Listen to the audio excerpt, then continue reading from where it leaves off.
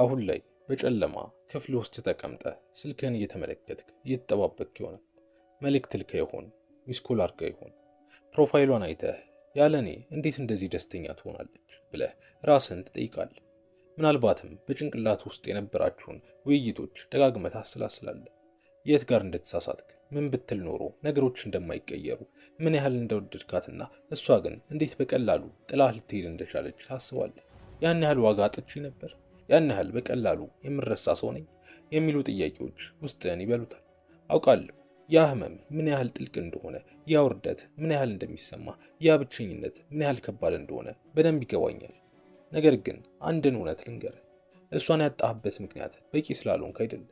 እሷን ያጣኸው ራስህን አሳልፈህ ስለሰጠህ፣ ዋጋህን ዘንግተህ የእሷን ትኩረት ለማግኘት ስትለምን፣ ፍቅሯን ለማግኘት ስትታገል እና እሷ ደግሞ ያንን አውቃ እያንዳንዱን እንቅስቃሴን መቆጣጠር ስትጀምር፣ ስትደውልላት፣ ረዥም የሆነ መልእክት ስትጽፍላት፣ ሰበብ ስትፈልግ፣ ያኔ ነው ንቀቷ እየጨመረ ሄደው። ምክንያቱም ወንዶች የሚያስቡት ረዥም መልእክት ሲጽፉ፣ ፍቅራቸውን ሲገልጹ ወይም እባክሽን አትይዥ ብለው ሲለምኑ ሴቷ ምን ያህል እንደጎዳቸው ስታይ አዝና ትመለሳለች ብለው ነው። ነገር ግን እውነታው ተቃራኒው። ባሳደድካት ቁጥር፣ ከእሷ ጀርባ በሮጥክ ቁጥር የበለጠ ትርቃለች። ከእሷ ወጥተህ የራስህ ህይወት ላይ እንዳታተኩር ያደረገህ ያ ተስፋ መቁረጥህ ነው እሷ እንድትንቅህ ያደረጋት። አሁን ግን እሷ እንድትቆጭ ብቻ ሳይሆን በአንተ ጉዳይ እንድትሰቃይ የምትፈልግበት ደረጃ ላይ ነው። እንዴት እንደነበርክላት አሁን ደግሞ እንዴት እንደረሳችህ ስታስብ ንዴቷ ያስቀምጥህ። እንዴት ልበቀላት እችላለሁ ብለህ ታስባለህ። እንዴት ነው እኔ የተሰማኝን ህመም እሷም እንድትቀምሰው ማድረግ የምችለው ትላለህ። እናም ይህ ስሜትህ ልክ ነው፣ በቃ የተሰማህን ነው የምታስበው። ታዲያ ግን አብዛኞቹ ወንዶች እዚህ ጋር ትልቅ ስህተት ይሰራሉ። ይደውላሉ፣ ይሰድቧታል፣ ከአዲስ ሰው ጋር ፎቶ ይፖስታሉ፣ እሷን ለማስቀናት ይሞክራሉ። ነገር ግን ያ ሁሉ ድካም ለእሷ የሚነግራት አንድን ነገር ብቻ ነው። አሁንም በእኔ ቁጥጥር ስር ነው። አሁንም የኔን ትኩረት ለማግኘት እየተቃጠለ ነው። ይሄ በቀል አይደለም። ይህ ለትኩረት የሚደረግ የደካማ ሰው ልመና ነው። በቀል እሷን እስከ መጨረሻው የሚያሳብዳትና የተሳሳተች መሆኗን የሚያስረዳት በቀል በጭቅጭቅ ወይም በጩኸት አይመጣም። የሚመጣው በአንድ ኃይለኛ ፍጹም በሆነ ነገር፣ እሱም በዝምታ ነው። ዝምታ ተራ ዝምታ አይደለም። እሷ ካንተ የምትጠብቀውን እያንዳንዱን ነገር መከልከል። እሷ አሁን እንድትከተላት፣ እንድትለምናት፣ እንድታስብላት ወይም ደግሞ በቁጣ እንድትመልስላት ትጠብቃለች።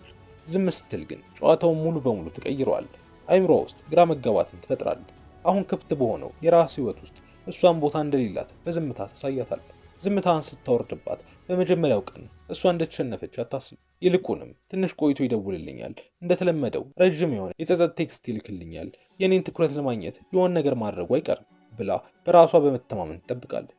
ምክንያቱም ቀደም ሲል የሰጣት ምስል ያንን ነው። በእሷ ስሜትና ውሳኔ ላይ የተንጠለጠለ፣ ያለ እሷ መኖር የማይችል ይመስል ዘወትር ከጀርባ የሚሮጥ ሰው። ይህ ደግሞ በራሷ ላይ ያላትን እምነት ያጎናጽፋታል። እሷን ለመተው ድፍረቱ እንደሌለህ ሙሉ በሙሉ ታምናለች። ነገር ግን ቀናት ማለፍ ሲጀምሩ፣ አንድ ሳምንት፣ ከዛም 2 ሳምንት ከአንተ ምንም አይነት ድምፅ ሳይሰማ ሲቀር ያ የነበራት የውሸት በራስ መተማመን መናጋት ይጀምራል። ምን ሆኖ ነው የሚል ጥያቄ በጭንቅላቷ ውስጥ መመላለስ ይጀምራል። አሁንም ቢሆን ራሷን ለማረጋጋት ትሞክራለች። ምናልባት ተናዶ ይሆናል፣ እኔን ለማስቆጣት ብሎ ነው ትላለች። ነገር ግን ዝምታ መቀጠሉን ስታይ ያ ጥያቄ ወደ ስጋት እየተቀየረ መሆኑን ታስተውላለች። እሷ ከገመተችህ በላይ ጠንካራ መሆንን ስታስብ፣ በእሷ ቁጥጥር ስር እንዳልሆንክ ስታውቅ አይምሮዋ በፍርሃት መመታት ይጀምራል።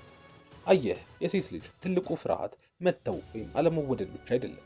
ይልቁንም በአንድ ወቅት በሙሉ ልቡ ያፈቅራትና ያከብራት የነበረው ወንድ አሁን እሷን ሙሉ ለሙሉ እንደ ከንቱ ነገር አይቶ ሲተዋት የሚደርስባት አይምሮዊ ውድቀት ነው። ያኔ ነው አይምሮዋ ስራ የሚጀምር። ለምን አልደወለም?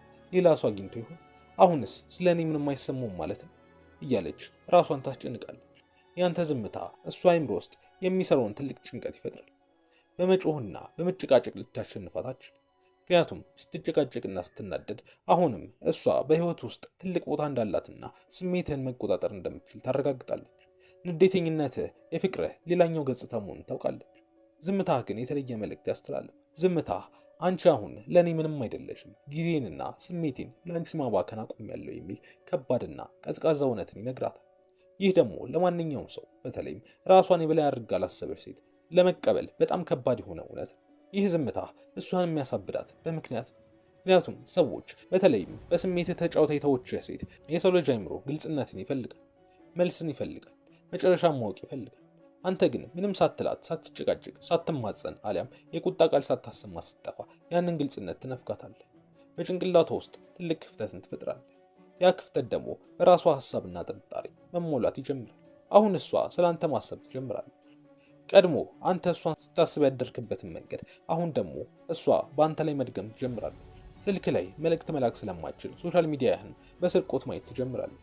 ምንም አልፖስትም፣ የት አለ፣ ከማን ጋር ነው እያለች እያንዳንዱ እርምጃህን ለመከታተል ትሞክራለች። አንተ ህይወትን በጽናትና በዝምታ ስትቀጥል፣ እሷ ግን በአእምሮዋ በተሰራው እስር ቤት ውስጥ ትታሰራለች። ነገር ግን እዚህ ጋር ራሷን የሚያታልል እውነት አለ። ብዙ ወንዶች ዝምታን እንደ ስልት ይጠቀሙበታል። ነገር ግን የውሸት ዝምታን በውስጣቸው እየተቃጠሉ ስልካቸውን በየደቂቃው እያዩ መቼ ይሆን የምትደውልልኝ ብለው እየጠበቁ በውጭ አካላቸው ግን ዝም ይላሉ። ያ ዝምታ አይደለም፣ ያ ተስፋ መቁረጥ። አንተ በውሸት ዝም ብለህ ነገር ግን ስሜትህ እሷ ላይ ከሆነ እሷ አሁንም እንዳሸነፈች ታውቃለች። እውነተኛ ዝምታ የሚጀምረው አይምሮህ ውስጥ ነው። እውነተኛ ዝምታ ማለት እሷን ለመቅጣት ብለህ የምታደርገው ድራማ ሳይሆን ለእሷ የነበረህን ግምት ወደ ዜሮ ዝቅ ማድረግ። አንቺ ለአንቺ የሰጠውሽን ቦታ አጥተሻል ብለህ በውስጥ ስትወስን። ይህ ሲሆን ዝምታ የቁጣ ሳይሆን የጥንካሬ፣ የሐዘን ሳይሆን የክብር ይሆናል። ያኔ ነው እሷ በእውነት መንቀጥቀጥ የምትጀምረው።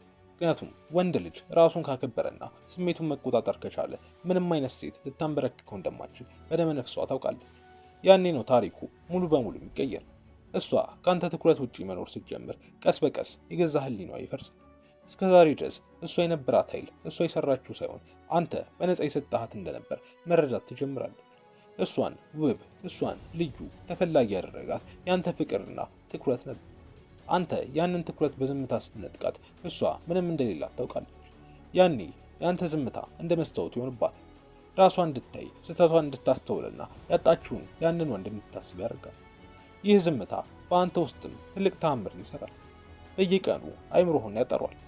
መጀመሪያ ላይ ዝም ለማለት ስትታገል በውስጥህ ትልቅ ውጊያ አለ። ስልኳን ለማየት፣ ድምጿን ለመስማት ወይም ደግሞ የሆነ ነገር ብለህ ራሷን እንድታስረዳ ለማድረግ እጅግ ታብዳለህ። ነገር ግን ያንን የደቂቃ ስሜት ተቆጣጥረህ አልፈው ስትሄድ የገዛ ራስህን የመቆጣጠር ኃይልህ እየጨመረ ይመጣል። እያንዳንዱ ሳትደውልላት የምታሳልፈው ቀን ለራስህ ያለህን ክብር ይመልስልሃል። አየህ፣ ወንድ ልጅ ክብሩን ካጣ በኋላ ምንም ነገር ሊኖረው አይችልም።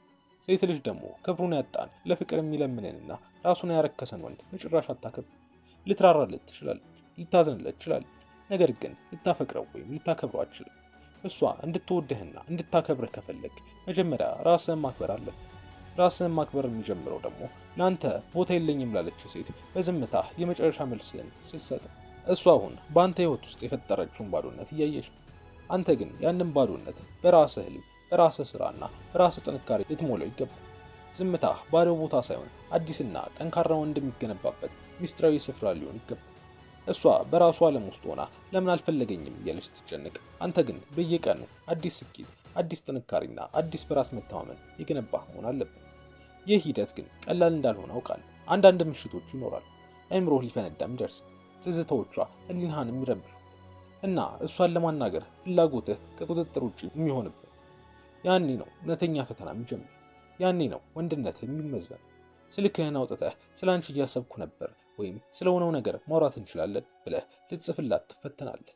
ነገር ግን ያንን መልእክት በላክበት ቅጽበት ያገኘኸውን እያንዳንዱን ጥንካሬና ክብር መልሰህ በእግሯ ስር እንደምትደፋው አስብ።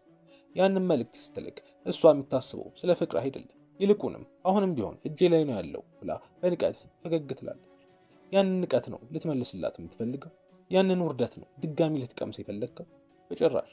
ያ ስሜት ሲመጣብህ አየር ወደ ውስጥህ ሳብ። ከዚያም ራስህን እንዲህ ብለህ ጠይቅ፣ ለአንዲት እኔን ላላከበረች፣ ዋጋዬን ላላወቀች ሴት ብዬ ክብሬን ጥዬ ልለምን? መልሱ ግልጽ ነው። ዝምታ የእንጨት አጥር አይደለም፣ የብረት ግንብ ነው።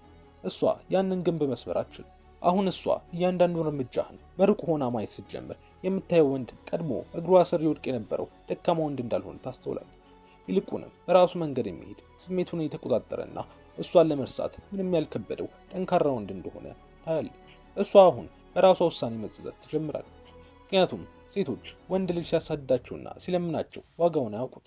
አንዴ ግን ያ ወንድ ዝም ብሎ አቅጣጫውን ቀይሮ የራሱን ህይወት በሙሉ ጥንካሬ መኖር ሲጀምር ያኔ ነው ያጡትን ነገር ግዝፈት የሚያዩት። እኔ የተውኩት ተራ ወንድ አልነበረም፣ እኔ ያጣሁት እውነተኛ ራሱን የሚያከብርና ቆራጥ ወንድ ነበር የሚለው ሀሳብ አይምሮዋን እያደሙ ይመጣል። ይህ ነው እውነተኛው በቀል። እሷን ለመጉዳት ጣትህን ሳታንቀሳቅስ የቃላት ሳትሰድባት ይልቁንም ራስህን በማሳደግና በዝምታ ብቻ የእሷን ኩራት ከምድር ጋር ማደባለቅ። አሁን እሷ ጥያቄዎችን ማዘጋጀት ጀምራለች። መልእክት ልትልክልህ ትችላለች። ደህና ነህ? ምነው ጠፋ? ወይም ደግሞ ተራ ሰበብ ፈልጋ ያ ቀይ አንተ ጋር ነው አይደል ብላ ልትጽፍልህ ትችላለች። ብዙ ወንዶች መልእክቷን እንዳዩ ወዲያውኑ ይደሰታሉ። ደስ ብሏቸው በፍጥነት ይመልሳሉ። አዎ ደህና ነኝ፣ አንቺስ እንዴት ነሽ ብለው ረጅም ውይይት ለመጀመር ይሮጣሉ። ይህ ትልቅ ስህተት ነው። እሷ ያንን መልእክት የላከችው አንተን ስለናፈቀችህ ወይም ስለጸጸተች አይደለም። ይልቁንም አሁንም በቁጥጥሯ ስር መሆንህን፣ አሁንም ዝግጁ ሆነህ እየጠበቅካት መሆንህን ለማረጋገጥ። ያንን የላከችውን መልእክት ስታይ እጅህ ወደ ስልክህ እንዳይሄድ ራስህን ያዝ። በፍጥነት አትመልስ። እንዲያውም መልስ መስጠት ካለብህ ከአንድ ወይም ከሁለት ቀን በኋላ እጅግ አጭርና ቀዝቃዛ በሆነ መልኩ ብቻ መልስ። ምንም አይነት ስሜት አታሳይ። አትናደድባት፣ አትደሰት፣ አትቀልድ። ልክ እንደማታውቀውና በህይወት ውስጥ ምንም ቦታ እንደሌለው ሰው ነው። ያኔ እሷ የምታገኘው መልስ ያሰበችውን አይደለም። ያኔ ነው እውነተኛው ድንጋጤ የሚጀምረው። በቃ ሙሉ ለሙሉ አጣሁት የሚለው ሀሳብ አይምሮዋን መብላት ይጀምራል። ዝምታ እያንዳንዱን እሷ የሰራችውን የስነልቦና ጨዋታ ውድቅ ያደርገው። ይህ አቋምህ እሷን ብቻ ሳይሆን አንተንም ይለውጣል። ራስን መቆጣጠር ስትጀምር፣ ስሜትህ በሴት ልጅ ስሜታዊ ውሳኔ ላይ እንዳልተንጠለጠለ ስታውቅ አዲስ የውስጥ ጥንካሬ ይሰማሃል። ቀድሞ ይበላህ የነበረው የጭንቀት ህመም፣ ያ ብቸኝነትና ያ የውርደት ስሜት ቀስ በቀስ እየጠፋ ይሄዳል። ምክንያቱም ራስን ከአደገኛ ቦታ አውጥተሃል። እሷ በሰጠችህ ህመም ላይ ለመኖር ፍቃደኛ እንዳልሆንክ ለራሱ ለህሊና አረጋግጠልህ።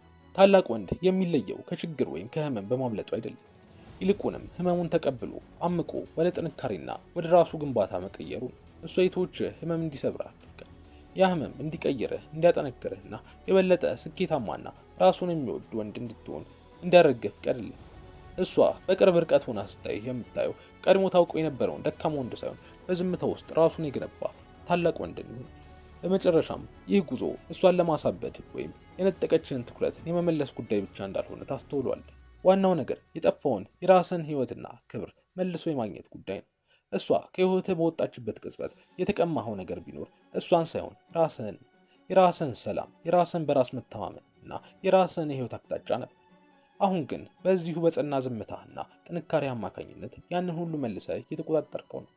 እሷ ስላንተ እያሰበች ለሰራችው ስህተት እየተቆጨችና ያጣችውን ታላቅ ወንድ እያሰበች አይምሮዋ ሲጨነቅ፣ አንተ ግን ከእሷ ሀሳብና ከእሷ ዓለም ሙሉ በሙሉ ነፃ ወጥተሃል።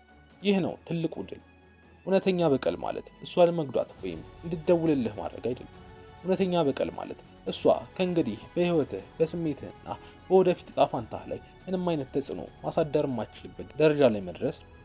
እሷን ሙሉ በሙሉ ከአይምሮ አውጥተህ ስትጥላት፣ እሷ የላከችውን መልእክት ወይም ያሳየችው ባህሪ ምንም ሳያናውጥህ ሲቀር፣ ያኔ ነው እውነተኛውን ነፃነት የምትቀዳጀው። አሁን ስልክህን አስቀምጠው፣ የእሷን ፕሮፋይል ማየት አቁም። በጭንቅላት ውስጥ የነበሩትን ያለፉትን ውይይቶች ደጋግመህ ማሰላሰልህን አቁም። ፊትህን ወደፊት ወዳለው ነገር ብቻ አዙር። ራስህን ገንባ፣ አካልህን አጠንክ፣ አይምሮህን እወቅ። የስራህና የህልምህ የበላይ ይሁን።